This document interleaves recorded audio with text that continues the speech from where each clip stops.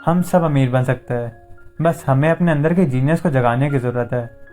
अगर आप भीड़ से हट के कुछ बड़ा करना चाहते हैं, अगर आपको फाइनेंशियली लिटरेट बनना है, तो इसके लिए रॉबर्ट ने 10 स्टेप दिए जो वो खुद फॉलो करते हैं। तो हेलो एवरीवन, आपका स्वागत है मेरे चैनल पे, जहां हम बुक को बहुत ही डिटेल में और थोड़ा इंटरेस्टिंग वे में समराइज़ करते हैं। तो इस वीडियो में हम पर्सनल फाइनेंस के ऊपर one of the best book rich dad poor dad के चैप्टर 8 और 9 को कवर करेंगे। ये 5th और लास्ट वीडियो इस बुक के ऊपर, और अगर आपने पहले की वीडियोस नहीं देखी तो प्लेलिस्ट लिंक आपको आई बटन में मिल जाएगी। और अगर आपको वीडियो पसंद आ रही है तो आप वीडियो को लाइक और चैनल को सब्सक्राइब कर सकते हो।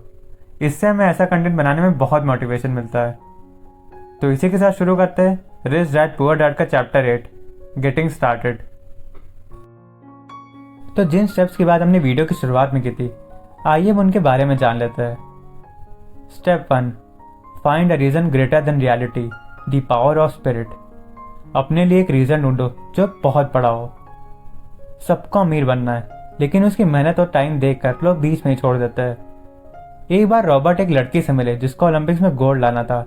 वो खूब मेहनत करती थी और उसने अपने दोस्तों के साथ पार्टी, घूमना फिरना सब सेक्रीफाइस कर दिया। जब रॉबर्ट ने उसे इसके बारे में पूछा तो वो बोली, ये मैं अपने लिए करती हूँ और मुझे इस काम से प्यार है, तभी मैं ये सब चैलेंजेस को फेस कर पाती हूँ। पता है आप क्या चाहते हो और क्या नहीं चाहते हो, इसका कॉम्बिनेशन ही आपकी लाइफ का पर्पस है। आप चाहते हो कि आपके पास खूब पैसा हो, फैमिली के साथ स्पेंड करने के लिए टाइम हो, पेरेंट्स खुश हो, आप खुश हो। आप ये नहीं चाहते कि आप दुखी हो, फैमिली दुखी हो, आपके पास ज़्यादा पैसा ना हो। जब आपके पास स्ट्रॉन्ग पर्पस होगा तो आप सब कुछ अचीव कर सकते हो। Step 2, make daily choices, the power of choice. आपके पास अपनी लाइफ में हर चीज़ के लिए चॉइस है। अमीर बनना है या खुश रहना है, ये सब आपकी चॉइस है। इसके बारे में हमने बहुत ही डिटेल में the subtle art of not giving up में बात की थी। ये बहुत ही बेहतरीन बुक है और इसके ऊपर भी हमने बहुत ही डिटेल में वीडियोस बनाई हैं। लिंक आपको आई बटन में मिल जाएगा।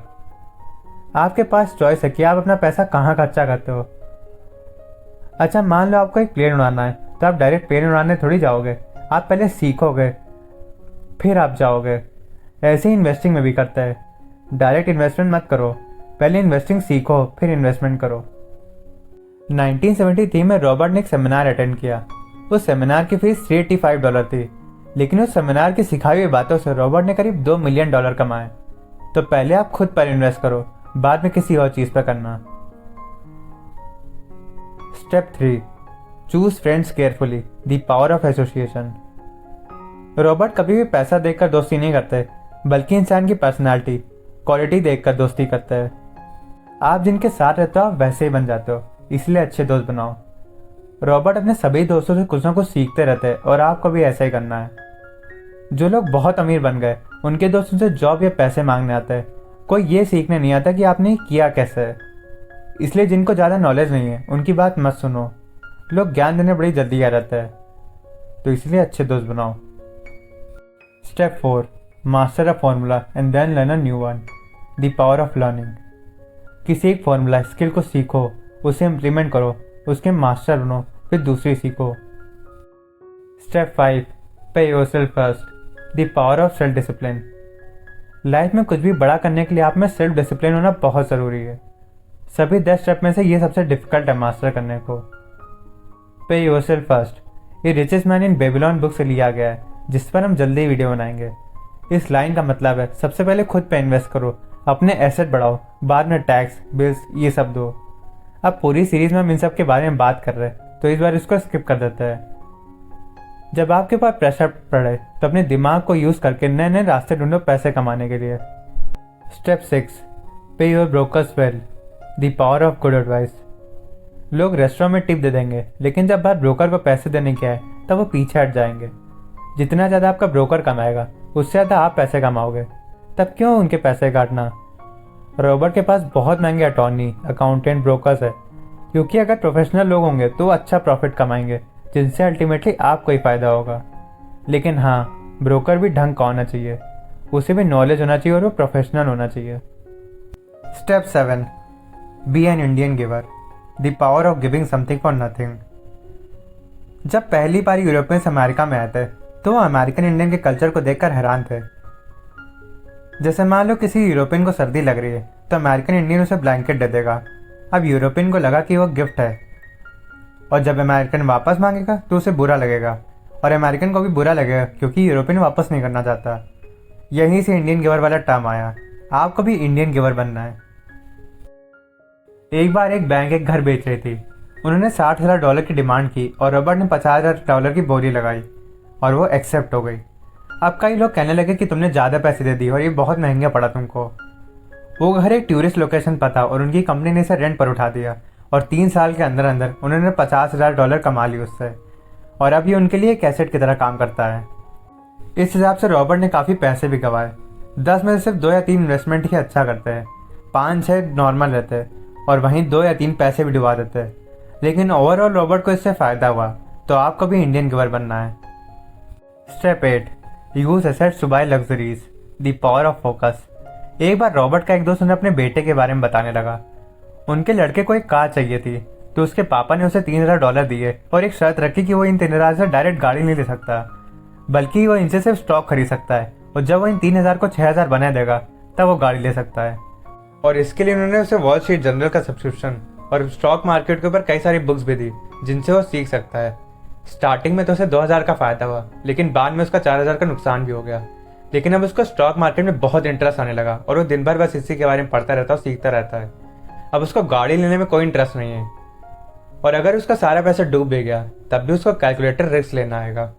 ये अब तक की बेस्ट $3,000 की इन्वेस्टमेंट है जो उन्होंने उसकी एजुकेशन पर लगा है। यहाँ से वो जो भी सीखेगा ये उसको लाइफ टाइम काम आएगा, और इससे उसके अंदर पैसे के लिए और भी रिस्पेक्ट बढ़ जाएगी। अमीर बनने के लिए आप में सेल्फ डिसिप्लिन जरूर होना चाहिए। अगर आपको कुछ भी लेना है तो आसान रास्तों तक उसे लोन पर लीजिए, लेकिन एक मुश्किल रास्ता भी जो आपको असल में अमीर बनाएगा। आपको अपने दिमाग का यूज़ करके और तरीके ढूंढने हैं और पैसा कमाने के लिए। जैसे जब रॉबर्ट को पोर्शे लेनी थी तो वो आसानी से बैंकर को कॉल करके लोन ले सकते थे, लेकिन उन्होंने एसेट लेने पर फोकस किया। Step 9, choose heroes, the power of myth. याद है जब हम छोटे पर क्रिकेट खेलते थे तो हम सोचते थे कि हम अपने फेवरेट प्लेयर की तरह खेल रहे हैं। जैसे आपको धोनी पसंद है तो आप वैसे विकेट कीपिंग कर रहे हैं, वैसे ही शॉट्स ट्राई कर रहे हो। रॉबर्ट के साथ भी ऐसा ही था, लेकिन जैसे जैसे वो बड़े होते गए उनके हीरोज चेंज होते गए। अब उनके हीरो वॉरेन बफेट है, वो उनको फॉलो करते हैं। जब भी वो इन्वेस्टमेंट कर रहे होते हैं तो वो सोचते कि ये वॉरेन बफेट कर रहा है। हीरो से हम इंस्पायर होते हैं और ये हमारा काम आसान करता है। हमें लगता है कि अगर उन्होंने किया है तो ये हम भी कर सकते हैं। और लास्ट स्टेप है, teach and you shall receive, the power of giving. ये तो आपको पता ही है कि आप जितना दूसरों को देते हो ऊपर वाला आपको उसका कई गुना वापस करता है। आपको जिस चीज़ की नीड हो वही दूसरों को दो। अगर आपको पैसे चाहिए तो दूसरों को पैसे दो, वो कई गुना होकर वापस आ जाएंगे। जब भी रॉबर्ट को लगता है कि दूसरे लोग उन्हें देखकर बात नहीं कर रहे, उन्हें स्माइल नहीं दे रहे, तो वो खुद उनके पास जाकर हेलो बोलते हैं, और थोड़ी देर बाद वो हंसते खेलते लोगों से घिर जाते हैं। अगर आपको गर्मी चाहिए तो पहले आपको लकड़ी जलानी पड़ेगी, तभी वो आपको गर्मी देगी। दुनिया आप ही का आईना है, जैसे आप हो वैसे ही आपको दुनिया दिखेगी। और इसी के साथ चैप्टर 8 यहीं खत्म होता है। अब आते हैं इस बुक के लास्ट चैप्टर पे, chapter 9, still want more, here I have some to-dos. अब अगर आप पिछले 10 स्टेप से सेटिस्फाइड नहीं हो और सोच हो कि ये तो फिलोसफिकल है, तो 10 पॉइंट और लीजिए। लेकिन वो भी इम्पॉर्टेंट है क्योंकि वो आपका माइंडसेट बिल्ड करने में मदद करेंगे। अब अगर आपको शुरू करने के लिए टू डू लिस्ट चाहिए तो रॉबर्ट ये चीज़ें बोलते हैं करने को। First, stop doing what you are doing. रुको और सोचो कि आप क्या कर रहे हो और क्यों कर रहे हो, क्या वजह है इसके पीछे, क्या आप बस ऐसे ही करते जा रहे हो। जैसे मैं इंजीनियरिंग के लिए सोचता हूँ यार, और मुझे आज तक इसका जवाब नहीं मिला। अब अगर आप सेम चीज़ बार बार करके डिफरेंट रिजल्ट एक्सपेक्ट कर रहे हो तो आप बैल हो। अगर आपका कुछ काम नहीं कर रहा है तो उसको रोको और कुछ नया ढूंढो। Second, look for new ideas. Books पढ़ो, लोगों से मिलो और सबसे कुछ नया सीखने का ट्राई करो। Third, find someone who has done what you want to do. किसी ऐसे को ढूंढो जो वो कर चुका है जो आप करना चाहते हो। जैसे अगर आपको यूपीएससी निकालना है तो किसी आईएएस से मिलो, वो आपको टिप्स और ट्रिक्स देगा जिससे आपकी बहुत हेल्प होगी। ये समोसे वाले भी अभी आ गए यार। Fourth, take classes, read and attend seminars. Fifth, make lot of offers. जब आप कई सारे मैचेस खेलोगे तो आपको एक्सपीरियंस हो जाता है। ऐसे इन्वेस्टमेंट में भी होता है। एक बार रॉबर्ट की एक दोस्त को अपार्टमेंट लेना था, तो वो रॉबर्ट को अपने साथ ले गई और उन्होंने 6 अपार्टमेंट देखे जिसमें से उसको 2 ठीक लगे। तो रॉबर्ट ने कहा कि सभी 6 ओनर को आधे रेट का ऑफर दे दो। तो लड़की को लगा ये रूड होगा और उसने उनकी बात नहीं मानी। वो लड़की आज भी सही डील की तलाश कर रही है। तो इस वीडियो में इतना ही। यार थक गया इस बुक को पढ़ते पढ़ते। मेरे पास और भी बुक्स है, लेकिन अगर मैं ऑल्टरनेट बुक्स की वीडियो डालता हूँ तो ये बात यूट्यूब के एल्गोरिदम को अच्छी नहीं लगती है और व्यूज़ गिरा देता है। तभी एक बुक को कंप्लीट करने के बाद ही मैं दूसरे का वीडियो लाता हूँ। लेकिन कोई बात नहीं। अगर आपको दूसरी फेमस बुक्स जैसे atomic habits, 48 laws of power, ikigai, the subtle art of not giving up इन सब की वीडियोस देखनी है तो वो भी आपको मेरे चैनल पे आई बटन पे मिल जाएंगी। तो मिलते हैं किसी नई बुक के साथ अगले वीडियो में। तो कीप लर्निंग, कीप ग्रोइंग। धन्यवाद।